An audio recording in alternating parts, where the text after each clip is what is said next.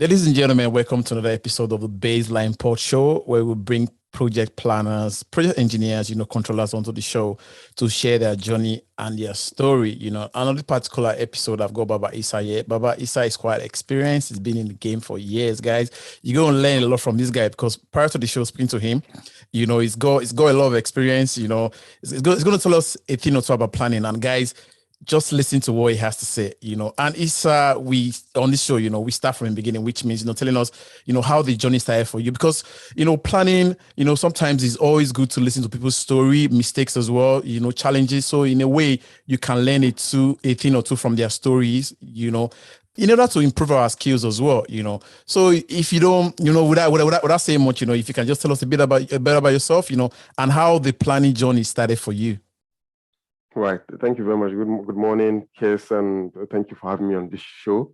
So, I started planning after my bachelor's degree in quantity surveying. That was back in 2011 in Nigeria. So I read for quantity surveying degree in ABU Zaria. So after that, before that, I was doing an internship as a trainee planner, as a trainee quantity surveyor.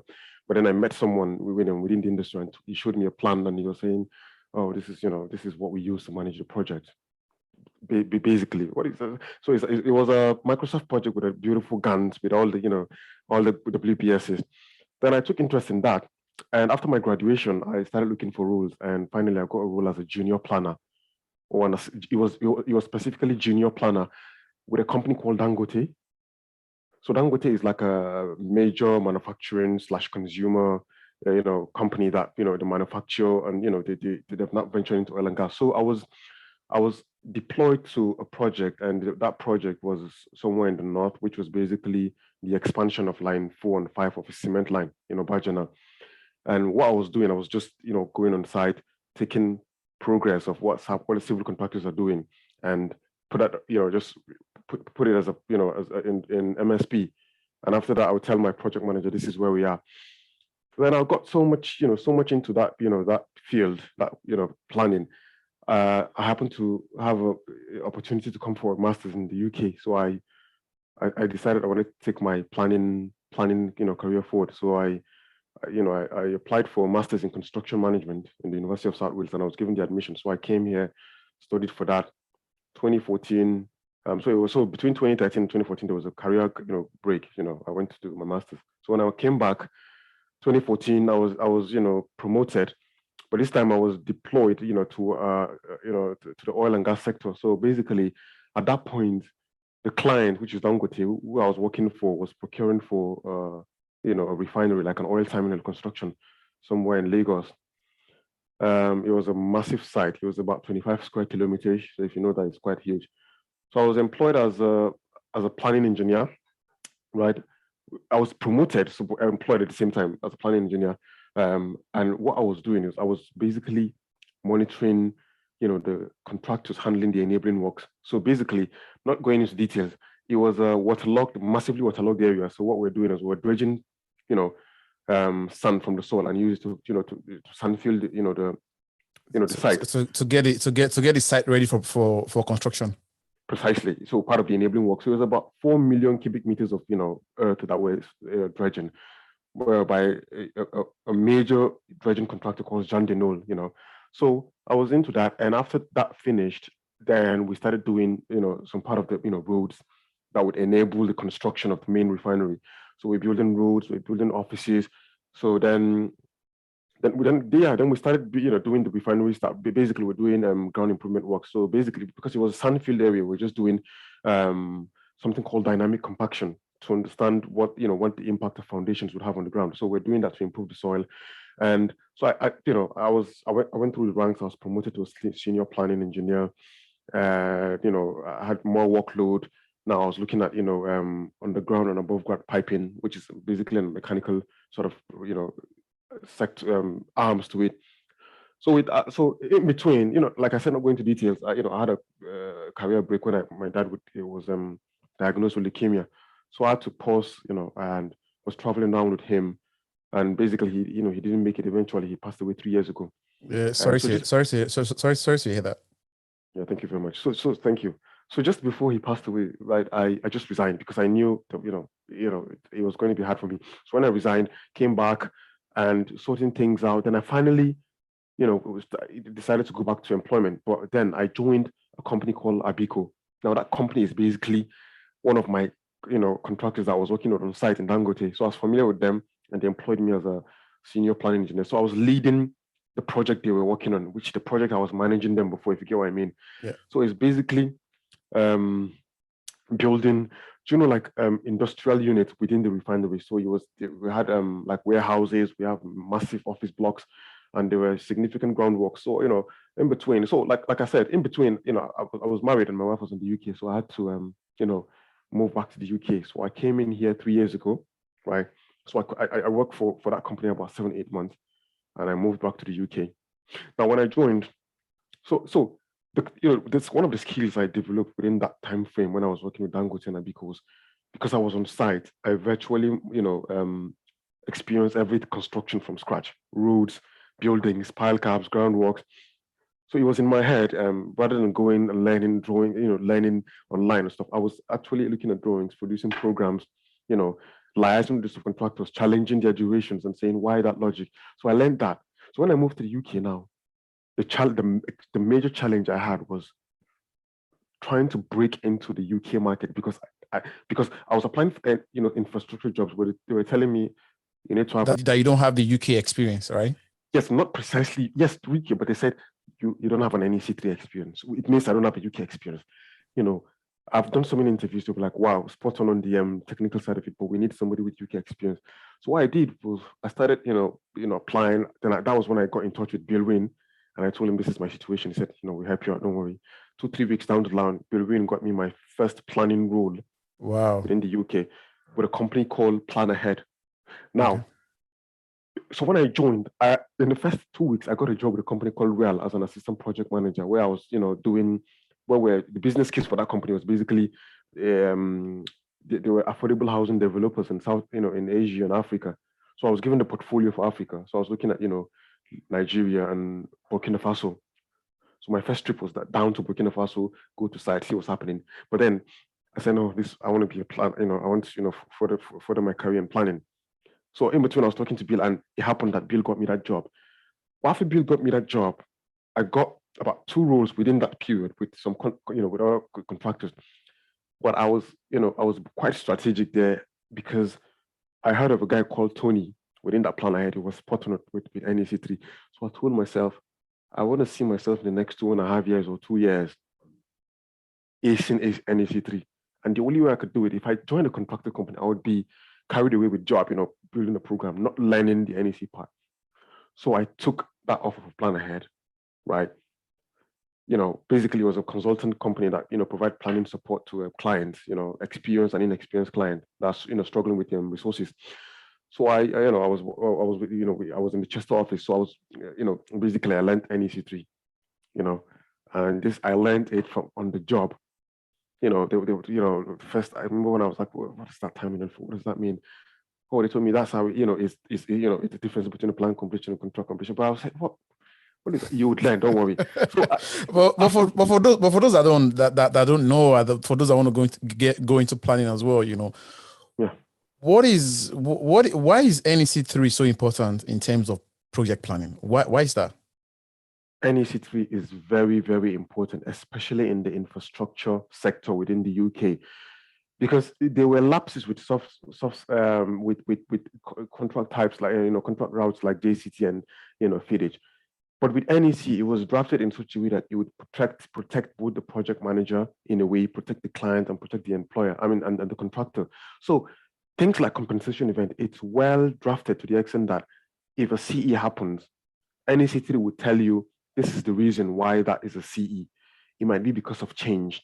But with that, in any JCT or FIDIC, you wouldn't find that. I mean, you wouldn't find that in much detail as NEC. And the administration of NEC is important. If you have a company that knows how to administer NEC, you will never have any issue on that project. So if there's a compensation event, if you're looking at it probably retrospectively, you would know that this was a change that was initiated by the client. That makes it, a compensation event.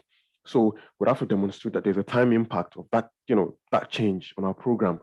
And why is important? Because if you look at things like prelims is basically just cost, time-related cost over your project. So if I'm a contractor and, my plan completion is maybe 10th of February, my prelims would be designed to such a way that 10th of February, I know, my resources would start reducing. I would start taking up my resources and taking them to another project.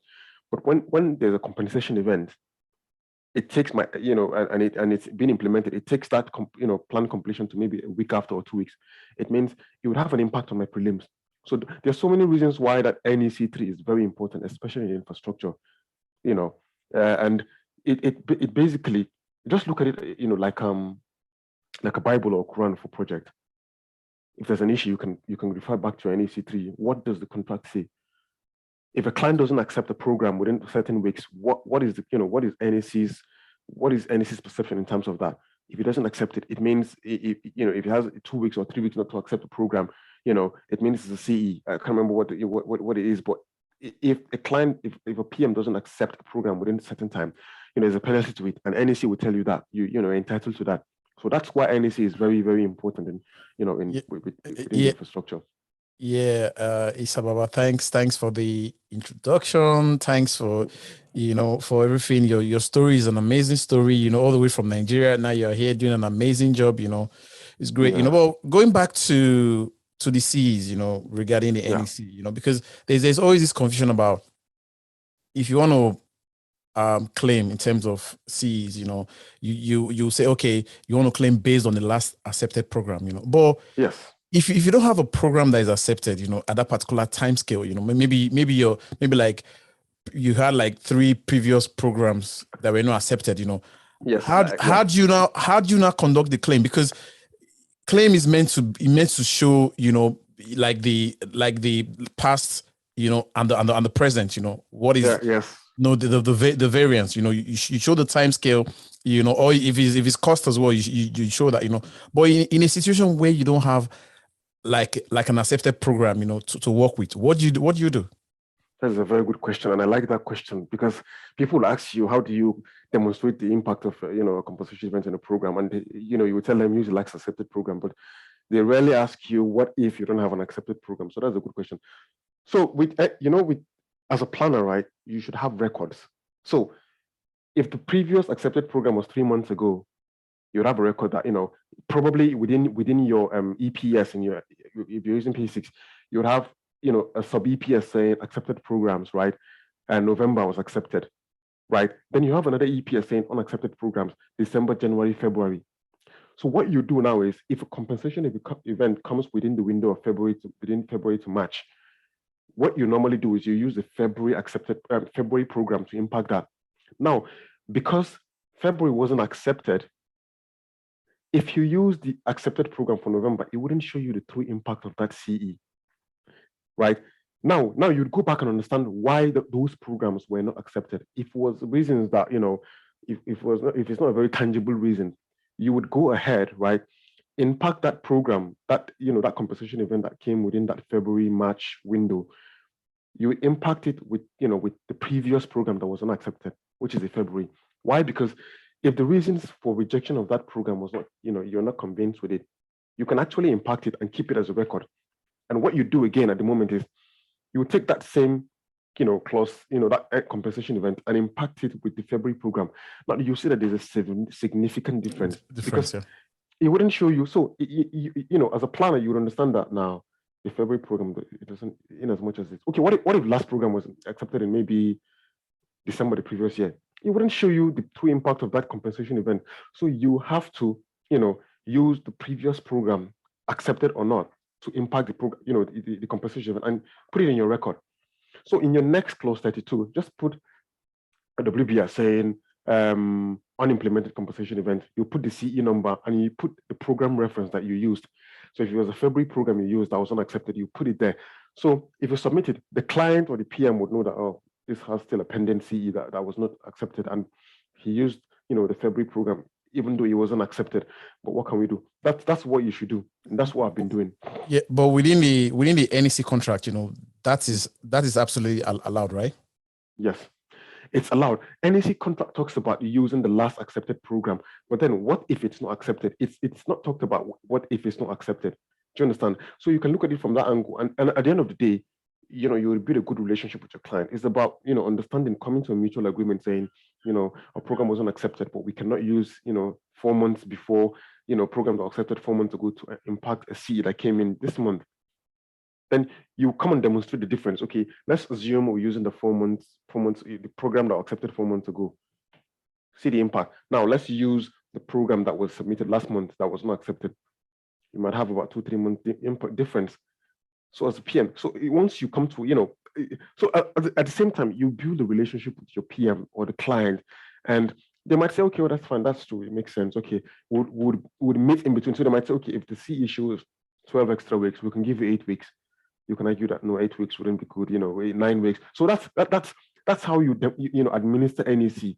But then, because it's not written in within the NEC that you must is a must that you must use the last accepted program. So you can actually use the programs not accepted. Just keep a record. That's what I would advise. Yeah, it's good, and we're talking about keeping records, within planning. That's a very important thing, and Yes. talking about change management as well. How important is the process of managing change. Keeping that record, like you spoke about just now. Managing, keeping records. And managing change. Yeah. In terms of planning, you see change management. In terms of okay, you want to manage setting change. How do you go about that in terms of record keeping and carrying everybody within the project along as well? Right. So with not everybody is experienced with P6. So what you can do is, what I normally do is, and this is something I've learned where I worked before, there's something called the CE register.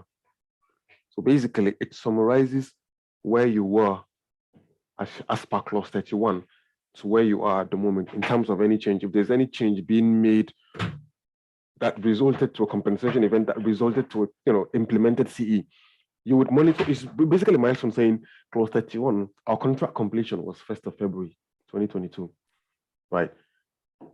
After CE maybe 17, which was on the 6th month, it took our contract completion by 2 months. A new contract completion is April 1st, 2022. Now, within that, it's Microsoft Excel. You just put key bullet points talking about what that change was and if the client accepted it or not. So, you could just put that, and so everybody, if your team is looking at it, they will say, okay, clause 31, yeah, it's moved to that. Okay, understandable. Oh, because of C16. After that, oh, it moved 3 months ago. How? Why? Because of C71. Oh, yeah, true, makes sense. So that would make anybody looking at it very simple Excel sheet, looking at it saying, okay, yeah, that makes sense. Okay, so this is where we were. Oh, wow. So the variance between the clause 31 and where we are today is 9 months. Wow, it's a fast-paced project. That's how I manage change. But you can also do that on your P6. But like you said, if you want to carry everybody along, not everybody knows how to read P6. So it's best to keep it in Excel. Simple. Yeah, nice one insight. And one of the purpose of this show, bringing planners onto the show to share their journey and their stories, also to, pave a way for people that are thinking about planning, or planners that are already in the game, already trying to gain new skills. For you, with your experience, and where you started from and where you are today now, what would you say to someone that is aspiring to become a planner? Like the learning curve, the ropes. What's the most easiest way to become a project planner? There's no easy way. There's just one way. You would have to be dedicated to. Now, look, you know what? Now people have this big misconception about being a planner and being a P6 planner. I've seen so many people tell me, please teach me, P6, I want to be a planner. P6 is something you do not have. P6 is something you can learn off YouTube. Do you understand? But if you want to be a planner, you would have certain skill set. Let me start. So skill set like being able to understand how to read a contract, contract information. Going into any city, what does the contract data say? What is the starting date? Are there any key dates? Do we have any sectional completion? What's the contract completion date? That's one aspect of it. Understanding the P6 or any software that you use, to populate the plan is one, but that carries very less weight. So one of the most important one is being able to understand drawings. If you're a construction planner now, being able to understand, read drawings and give a high level sequence. If I'm building that bridge, where should I start from? What are the things I need to get that bridge? So it's normally, planning is normally in your head. You could be, okay, oh, I need to start with the foundation. What does this drawing say? Okay, there's a pile foundation and there's a pile cap. Okay, what does the pier sit on? Is there a base for the pier? What does the abutment sit on? Are there a wing wall? So these are the things that you need to understand as a planner. You need to learn how to read those drawings, translate those drawings into basics with a construction sequence. That's not it all. As a planner, one of the things that drive your critical path is having an accurate durations and having a very good logic.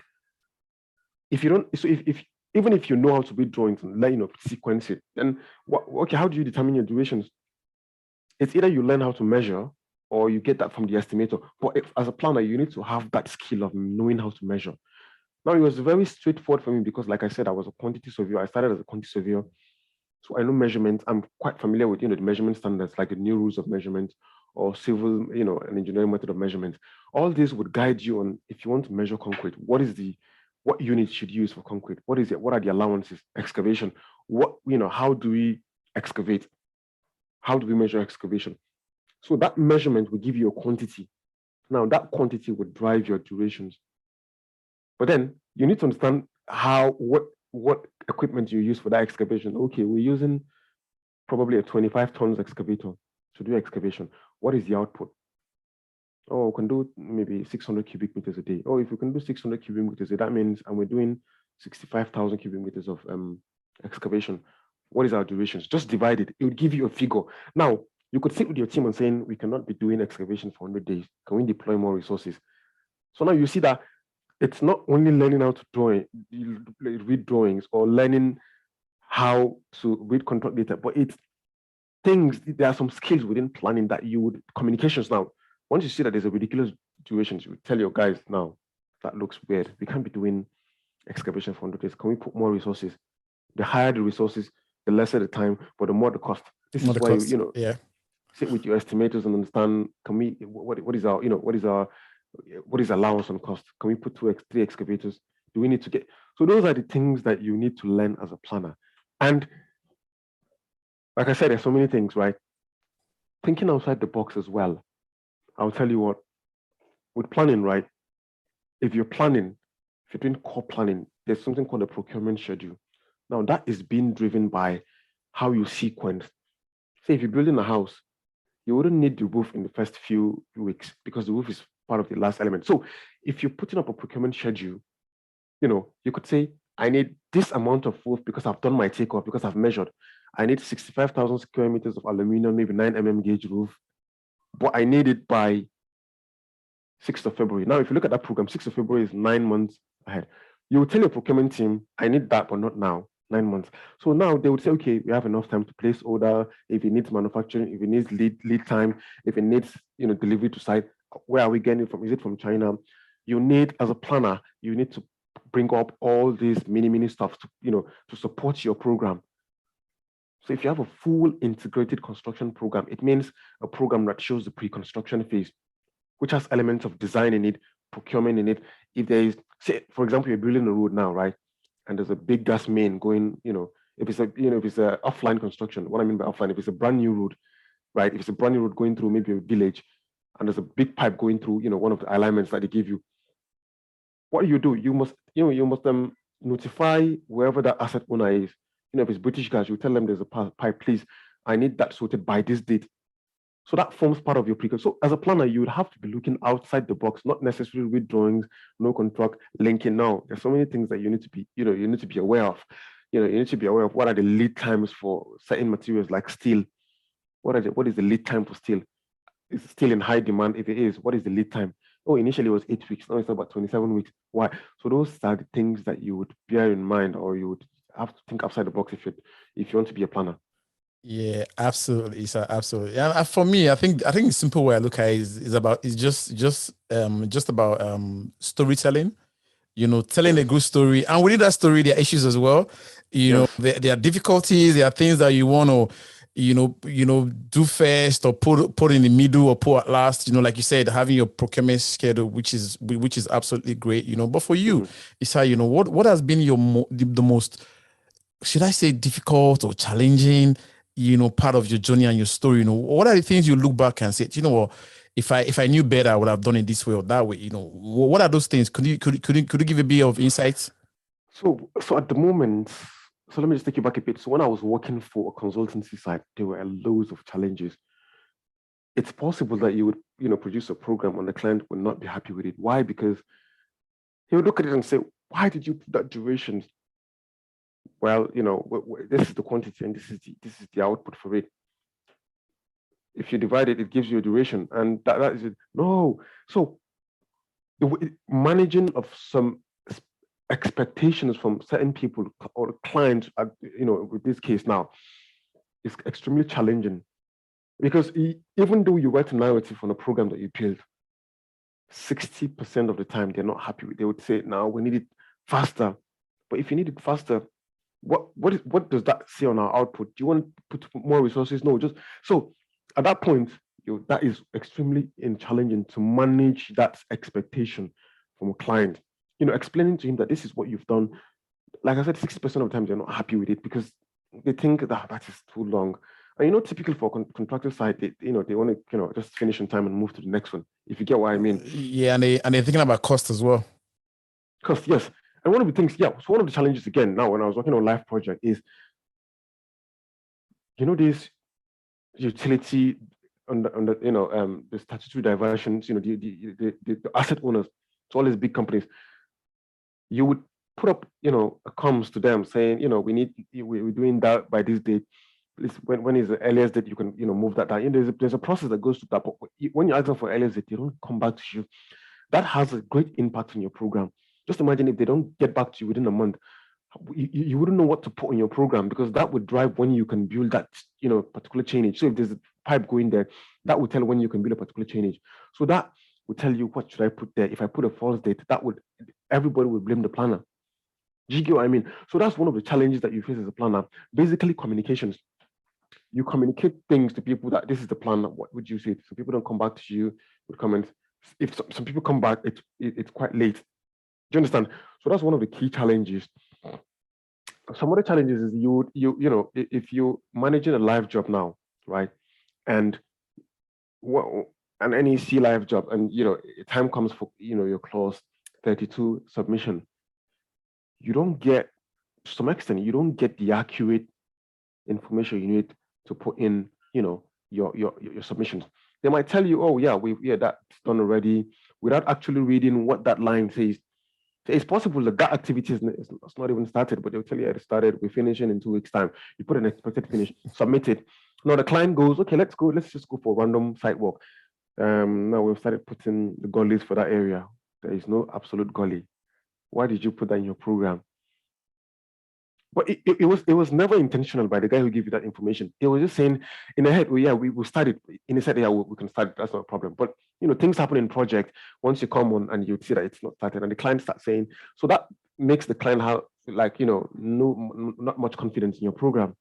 What you just narrated just now is the typical thing with different sites. Anyway, people go through those, planners go through those kind of difficulties as well. But for you, how would you now make that not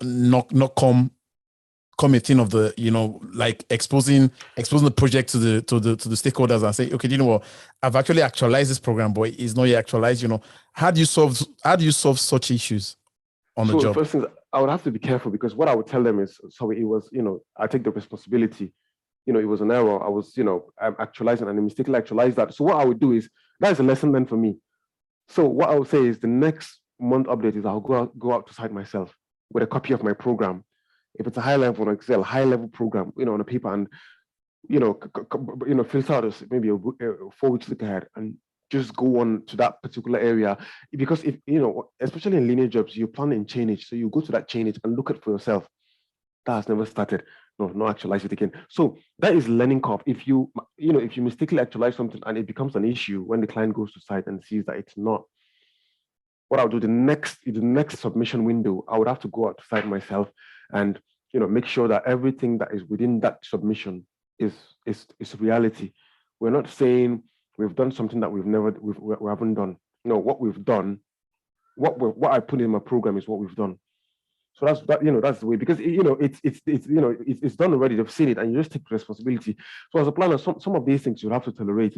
You have to, sometimes sometimes it might cost you a job. Yeah, it might cost you a job if you do that mistake, and you cannot blame. Even if you say, oh, that person gave me that. No, you're the planner. You should go on site and yes, you should go on site, and also you should ask questions as well. Yeah. And it's like you've talked a bit about tender planning. I know quite a few number of planners as well, maybe that are not probably experienced in that area, and I know you've done that quite a lot as well. In terms of tender planning, what can you say is the most difficult thing when it comes to tender? Because you hear a lot about tender, this tender, that. What is tender? What is that? For people that don't know. This is my strongest point. So at the moment, I'm a tender planner. I'm a senior tender planner for one of the tier 2 contractors. So basically, we're venturing into HS2. But what we're doing is we're bidding for jobs within the HS2 sector that that's within our business case. So once you hear tender, is basically let's just put in layman's term. There's an advert for a certain thing to be built, right? And the client wants, someone to come in. He could tell you he's a designer, and we need you guys to design and build it. We need it by so date. So tendering is a process of getting something on the line. Do you understand? So when the deliverable from a tender is what? It's actually getting that contract award and getting that project, getting the award, and taking it from there, and actually taking it to execution phase. But now with tendering, right, it's a phase within the project life cycle where competitors would come, in their own different ways and build up pricing, program, value engineering, contractor's proposal for how they think that project would be built. So it starts with, receiving ITT. ITT is basically instruction to tender. So it's basically a pack where you would see what is expected of you, right? It could contain the drawings, it could contain the site information, it could contain the contract, if it's an NEC. And with the cost implications as well. Yes, so it could, so it could contain NEC. So if it's an option A, that okay, it's a price contract with an activity schedule. So that would tell you what is expected of you, right? So now if I'm talking about my role now is I take that information, everything. When I say everything, I take the ITT, extract what I need. Now, what are the things I need? I need drawings. I need the site information. I need the works information. I need the contract data part 1. I need, what does what does the time clause says within the contract data part 1? When is the start date? When is the contract award date? When is the first access date? Are there, like I said in the beginning, are there any sectional completion dates? So what I normally do is I have a template for NEC3 jobs in my P6, put down on P6 and put the major constraints, which are these things I talked about now, the completion, sectional completion, key date, put it. Then take a look at my drawing and start reading documents. So it comes, sometimes these ITTs come with a pre-construction information pack. Now that will tell you what the site is, what is on the site, are there any live cables, do we need to divert? So there's so many things so you take time reading those pre-construction information pack. From there, you deduce what are the enabling works, what do we need to do to get started, right? So from there, then you look at your drawings, you do your takeoffs, if it's a road job, okay, how long is the road? It will enable you to plan in chainages. Okay, do I want to start from chainage 0 to 500, 500 to 1,000? So as a planner, you look at these information, and the deliverable, what they expect from you is a tender program. Now, what most planners do is, because they're quite confident that we'll win this job, they make that tender program very, very detailed to the extent that once they get awarded, you have 4 weeks to issue clause 31. What you do is you just take that tender program, probably change the headings and change 1 or 2 few things that you want to change, and just issue it to the project manager as your first clause 31. It makes your life very, very easy, as opposed to having a not detailed tender program. And once you get awarded, you have 4 weeks to develop that to a clause 31. And the requirement for clause 31, it should have, float, time risk allowance, all these things that you should consider once you're building your tender program, So what I normally do is have a user-defined fields for quantities, output, time risk allowance. I'll sit with the team, especially with the estimator, what should we allow for time risk allowance? Should we put percentage? Should we go on every activity that we think would be risky on the job? Yeah. So with that, you would know what time risk allowance to put on certain activities and what not to put on certain activities. So yeah, tender planning is basically a summary of what I've said, everything about, looking outside the box, preparing a procurement schedule, a detailed construction program, having a detailed pre-construction phase. And if it's a design and build, you would have to be, speaking to the potential designers where they would give you a rough and design program. So you would know, you would tell them, this is when I need my foundation to start. Can you give me the piling design by this day? So they work with what, the dates you've given them. So it's very, very critical for your, for your sequencing to be on point. So that's basically what tendering is. Thanks a lot. Thanks a lot for that lecture, man. I definitely take notes, man. But would you say a planner can have can just go in a specific area in terms of maybe tender planning or infrastructure, construction, oil and gas? Would you say that's the better thing for planners to think about? Because I know that when you go on different jobs, you kind of like learn different things as well, have different experience and skills as well. Like for me, I started with highway smart motorways. Now I'm on wastewater management, and that's giving me a different feel as well, how things are done, which is totally different from highways. Things are more complex right now. Things don't go according to plan. Like all sorts of things going on, in terms of the activity sequencing and WBS and all that as well. Different, But for you, would you say it's a good thing for planners to I wouldn't say jump, but to kind of like find experience or get experience with different projects? Right. So when you're planning now, you have in my own world, we have 3 categories of planning: tender planning, contract planning, or live job planning, as people may call it, and forensic planning. For a planner, if you want to be that planner, you should have so let's speak in planning time now, the baseline. Now the baseline is being able to read drawings, knowing NEC3. Now that encompasses everything I've said. You remember I talked about compensation events, how you can demonstrate that as a clause 62. Once you have that, you can do tender planning. You can sit with estimators. You can sit with with the operation guys. You can sit with designers and talk about sequencing. That is tender planning. Putting the program from scratch, from when the P6 has 0 activity up to maybe 7,000 activities, and it works, and you can justify every single durations within that program, especially in the construction phase. Now that is tender planning. Now contract planning is what? It's something that is very easy to go into, because what you do is basically just give an update, monthly update of where we are, which is called the clause 32. So, clause basically after clause 31, which is the first issued program, and if it's accepted, every program issued after that is called a clause 32. It could be revision A, B, C, D. So as a contract planner, you could be on a job and all you do is issue clause 32. And what you do, go on site, see the progress, put in the program, and say, okay, this is where we are today.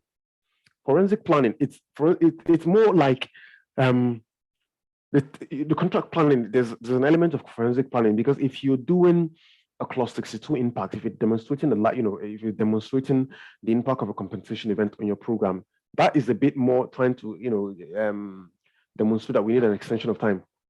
So that is slightly forensic. But what forensic, we're talking about looking at what has happened retrospectively. They could collect, they could employ a forensic planner and tell him, please, can you look at that program? Something must have gone wrong. Then you look at it retrospectively, saying, based on that accepted program, this is where you're supposed to be.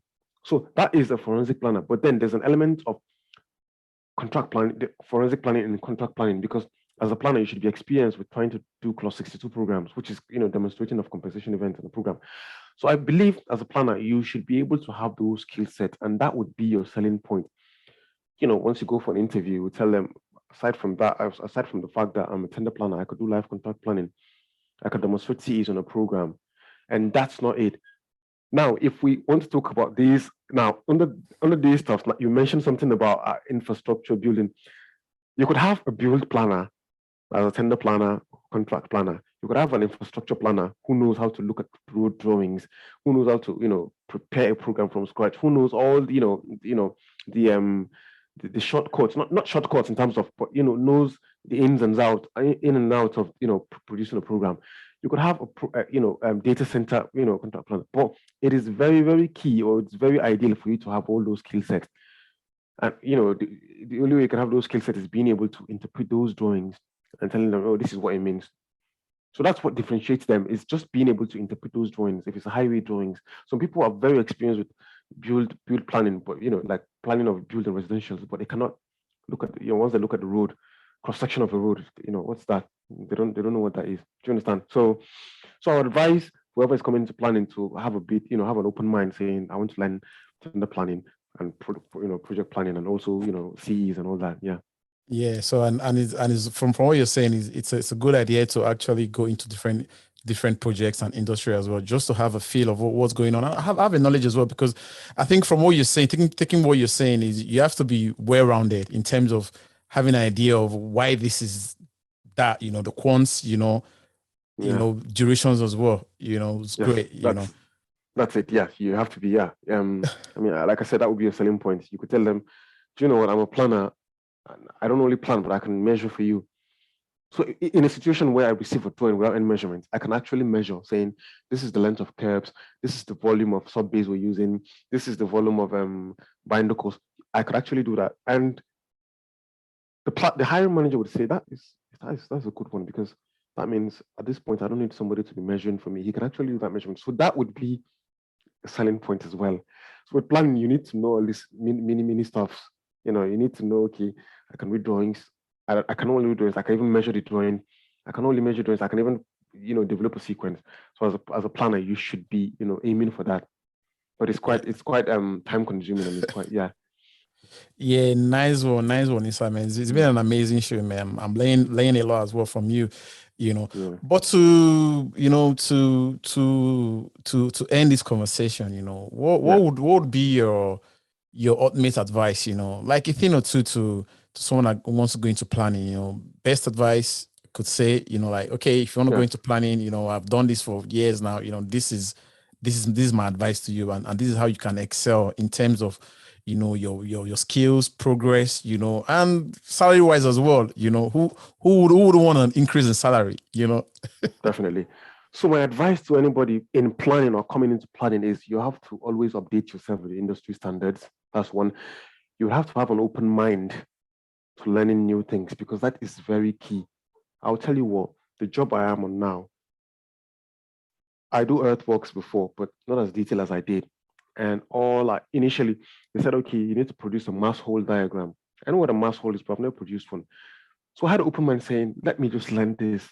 Once I learn the mass hole diagram, it would be for my own benefits. And that could be my selling point for my next job. I'll tell them, I don't really know how to do that. I can do a mass hole. If it's an earthworks, sort of related planning stuff, you need to have an open mind. You need to always update yourself with industry standards, and you need to learn. You need to always read. You need to ask questions, people that know these stuffs. We have good platforms like LinkedIn. You can reach out to people saying, you need help with that. You can always reach out. So you need to learn about industry standards. You need to learn the software. I'm not taking software out. You need to learn P6, shortcuts in P6. You need to learn the fastest way you can do stuff in P6. Do you understand? And the most important one is dedication. You need to be dedicated. You need to have that dedication in your mind, saying, this is my goal. This is the aim. What are the objectives to get to that aim? My aim, if it's money wise, I want to be earning 90K or 80K, or I want to be a freelancer, or I want to be a freelancer outside Ireland and be earning 500. That is my aim. But how do I get to that aim? I need to learn how to read drawings. I need to know how to interpret what the contract data part one says. I need to know how to determine my durations with time risk allowance. I need to be able to be confident talking to my team and my clients. These are the objectives for you to get to that point where you want to be. So once you get, you might have like 9-10 objectives. If you want to be that planner, you should have at least 9-10 objectives, at least. So once you have those objectives and you're working towards it, to be honest with you, you would definitely get where you want to get to, as long as there's dedication. Now, one of the key things within that 9 objectives is that dedication. You have to dedicate it at every point, because it is sometimes it's extremely a hard work. You could sit in front of P6 the whole day looking at program, trying to make something work, but it would never work for you. If you're not dedicated, you'd be angry and you could probably just snap and just turn off your P6 and go to bed. But that's not the point. The point is find a way around it. Ask questions, read YouTube. We have all these good stuff, and you good all these good Google. Once you Google, so many documents come if you're looking for things regarding NEC3. There's so many guys that have written so many brilliant things on NEC3. Read it, you'd increase your knowledge. So that would be my advice to anybody in planning and coming. Anybody in planning, targeting a certain money, or anybody coming into planning and wants to be a planner. That's my advice. Thanks very much, Isame. Thanks. That's really good. I think to just add a thing or two to that, it's all about personal development as well. You have to be able to develop yourself. And for those that are listening to this or watch this, when you get a bit of money, try to try to spend that money, to develop your skills, because you're the only person that can develop those skills, for yourself. No one is going to pay for you. Try to pay for yourself. Go for courses. It could be basic courses, NEC3 courses. Tender, just things that would improve your skills, and your career. Yes, thank you for that. And one of the things that I was meant to mention it, but I forgot, is if you can as well be on one of these professional membership platforms, APM or PMP, APM to be precise. It's really good. It's really good, especially for project management and planning is good. If you could, have that, become like a member of the CIUB Chartered Institute of Building, it's really good as well. With that would be the final thing that you would show your prospective employer, saying, with all these, things I've told you, I'm a member of APM and I'm a chartered construction manager, and that's it. You would get your offer that same day. Nice one, Issa. Nice one, man. Nice one. It's been an amazing show with you. Amazing conversation, Yes. And when I listen to this, I'll definitely take notes, and like we learn every day. You see, we learn every day. Good day for me, and me, my planning journey, I've been through a lot as well. If you listen to my other episode, you learn. You hear how I started, and it was difficult for me as well, starting as a planner, but starting this platform would also give other people the opportunity for them to improve their skills. Like now, the things you said right now, are things people will pay for. You go for a seminar, you pay for that seminar, and you say these things, and and you're just giving it for free, which is great. My brother, I want to thank you for coming on the show, your time, and I'm grateful as well. I'm very happy to be on this this show. Thank you very much. Yeah. And if you guys want to get in touch with you, Baba, where is the best place? LinkedIn. I'm on LinkedIn. Baba Issa. I'm on LinkedIn, and yes, that's the best place. We can, especially from the from professional point of view, LinkedIn is the best. We can always link up and discuss. I've met so many good people on LinkedIn. I've got some jobs on LinkedIn. I've made good friends on LinkedIn. So LinkedIn is the best platform. And if you want more, more of my time, once we get on LinkedIn, we can probably share contacts and take it from there. Yeah, absolutely, Baba. So there you go, guys. Another explosive episode from the Baseline Pod Show. Bringing my brother here, Baba Issa, to share his journey and his story. Issa, thanks again for coming on the show. Thank you very much, Kes. Thank you very much for having me. Yeah, it's a pleasure. Thank you very much.